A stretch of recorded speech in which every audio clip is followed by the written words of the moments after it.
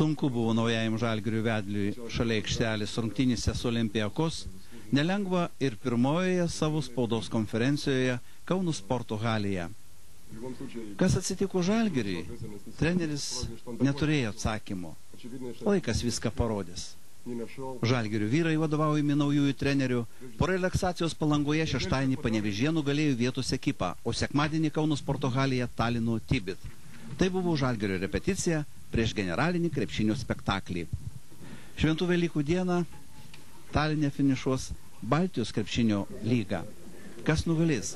Žalgiris ar Lietuvos Rytas?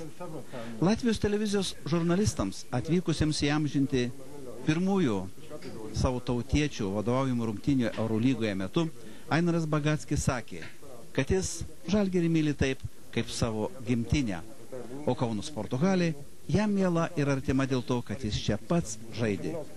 2004 metų vasario 28-ąją surengtoje Lietuvos krepšinio lygos žvaigždžių dienoje Ainaras finale pelnęs 20 taškų iškovojo geriausių lygos snaiperio vardą, pralenkęs jaunąjį klaipėdietį Petrą Šalvį. Tada Ainaras Bagackis vienas kovojo už save. Dabar jis turės viską padaryti už visą Žalgirį, kad jis pakiltų lemiamoms kovoms ir neprarastų LKL ir Baltijos krepšinio lygų čempiono vardo.